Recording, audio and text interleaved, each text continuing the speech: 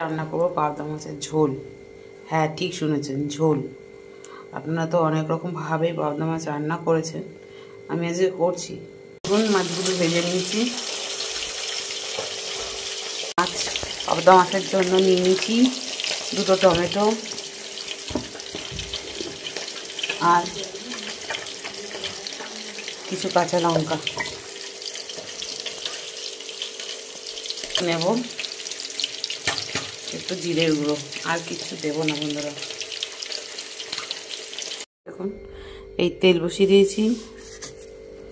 আচ্ছা, দেবো আমি একটু কালো জিরে সম্বার আর একটু সাদা জিরে। এবার আলুগুলো ছেড়ে দেবো।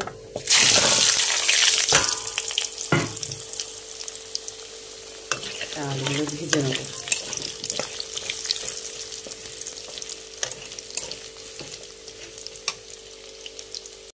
এর মধ্যে দেব লবণ আর একটু হলুদ।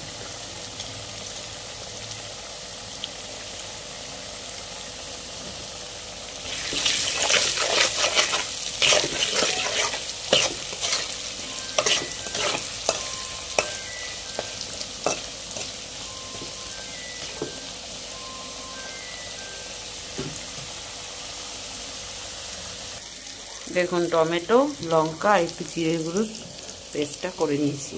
এটা দিয়ে দেবো।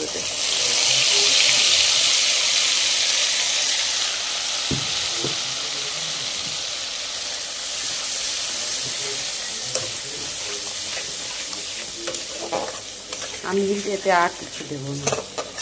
এবার এটা ঝোল করবো, জল দিয়ে ফোটাবো। এটাকে একটু কষিয়ে নিই, তারপর আমি জানি আপনারা এই মাছগুলো সর্ষে বাটা দিয়েই করে থাকেন, হয়তো আরও মশলাপাতি দিয়ে।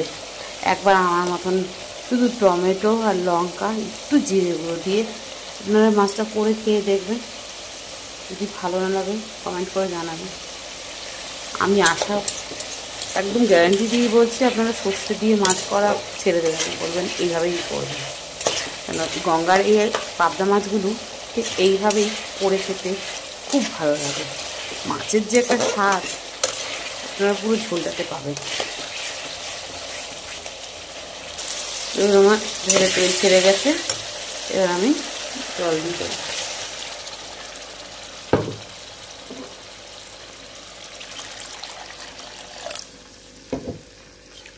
এবার আমি আগেই বলেছিলাম এটা ঝোল করবো, তাই আমার ঝোল করতে কিন্তু একটু জলটা বেশি লাগবে।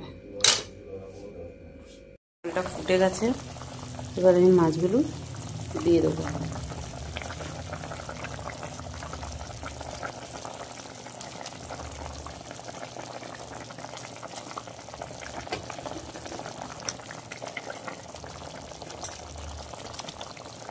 এটা এত স্বাদ হয় না, আপনি না খেলে বুঝতে পারবেন না। হয়তো আমার না রান্নাতে আপনি বলছেন এত সাধারণ। আচ্ছা, এর মধ্যে একটু গরম মশলা দেবো। রান্নাটা যতটা সাধারণ, যতটা ইজি, খেতে ততটা খেতে ভালো, ততটাই খেতে ভালো। একবার করে খেয়ে দেখুন, না হলে বুঝতে পারবেন না।